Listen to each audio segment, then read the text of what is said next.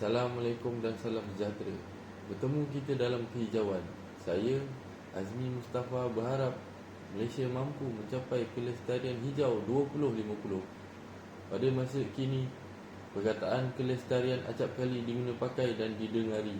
Walau bagaimanapun, sejauh mana masyarakat kita mampu memahami konsep kelestarian itu sendiri?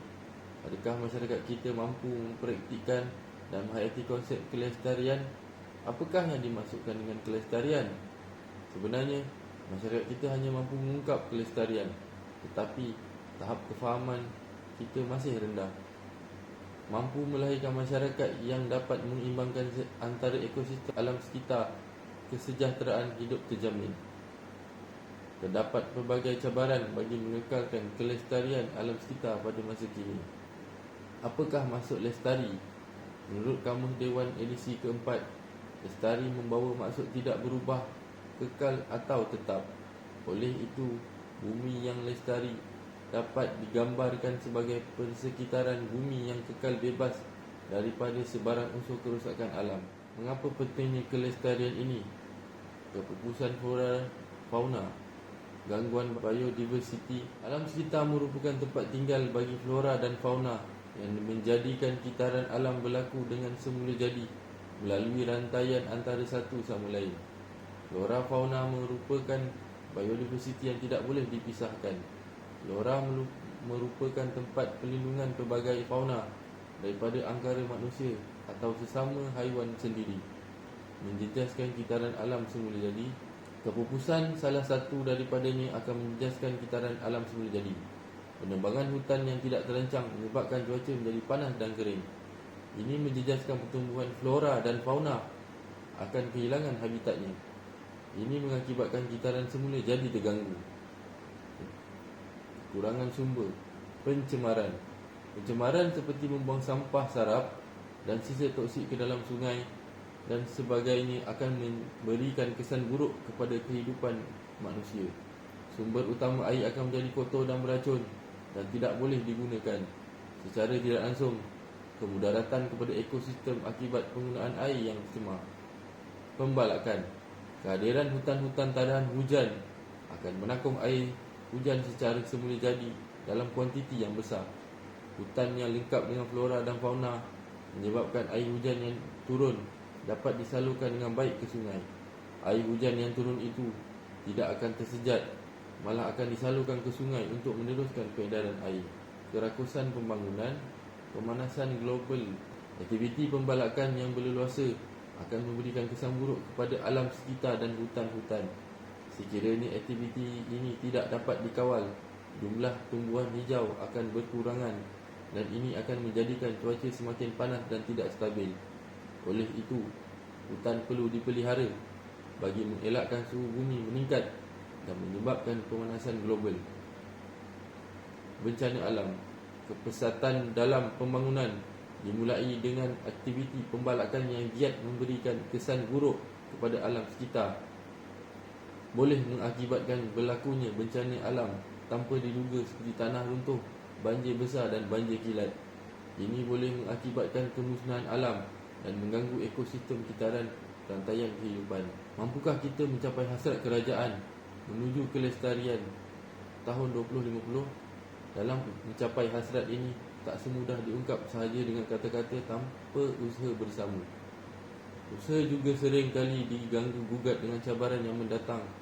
Banyak kerja yang perlu dilakukan, tetapi cabaran mendatang juga tidak kurang hebatnya. Antara cabaran yang dapat kita lihat adalah tahap kesedaran, iaitu sikap masyarakat. Ini boleh kurangnya kesedaran dalam masyarakat tentang kepentingan kelestarian menjadi faktor pencemaran alam sekitar. Berlaku sebagai contoh, masih ramai masyarakat gemar membuang sampah di merata tempat tanpa segan silu.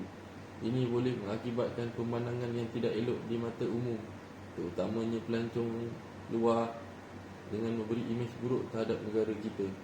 Selain itu, dalam kalangan pengusaha kilang pula, masih ada yang membuang sampah dan bahan toksik di tempat yang tidak dibenarkan ke dalam sungai, juga pelepasan asap yang tidak bertapis dan boleh mengakibatkan pencemaran udara. Pendidikan kepada masyarakat. Jika dibahagikan masyarakat Malaysia kepada 5 kumpulan, iaitu masyarakat awam, pelajar sekolah dan penuntut institusi pengajian tinggi, industri serta agensi kerajaan. Dalam satu kajian yang dijalankan, mendapati tahap kesedaran masyarakat masih rendah dalam kalangan masyarakat awam itu sendiri. Ini belum lagi membabitkan pendatang asing yang turut menyumbang kepada pencemaran alam sekitar di negara kita. Sikap tamak, kerakusan dalam pembangunan, tuntutan dan desakan ekonomi, keterlaluan mengakibatkan tahap kesedaran menjaga kepentingan kelestarian terabai begitu sahaja demi wang ringgit, melewati kepentingan kelestarian alam sekitar sehingga menolak kepentingan menjaga alam sekitar sekalipun sudah tersemat dalam diri. Sebagai contoh, pembalakan berlaku untuk pembangunan yang tidak terkawal maupun perdagangan kayu hutan haram yang menguntungkan sehingga mengganggu ekosistem. Impak kelestarian sumber kekal. Pembaharuan sumber pada dasarnya, definisi standard kelestarian alam sekitar dunia adalah pembangunan lestari dan juga bagai rapat pertumbuhan dan kestabilan ekonomi yang mampan. Tiada bentuk pertumbuhan ekonomi dapat diteruskan selama-lamanya jika sumber alam sekitarnya tercemar dan rosak. Dalam konteks yang sama, kelestarian alam sekitar adalah kadar penuaian sumber yang boleh diperbarui, pengurangan kadar pencemaran dan penambahan sumber daya yang dapat diperbaharui serta juga dapat dilanjutkan selama-lamanya. Elak penurunan sumber alam kita.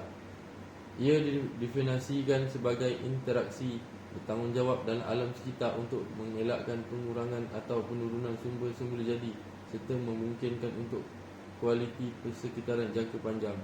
Amalan kelestarian alam sekitar membantu memastikan keperluan penduduk masa kini dapat dipenuhi tanpa menjejaskan kemampuan generasi akan datang memenuhi keperluan mereka.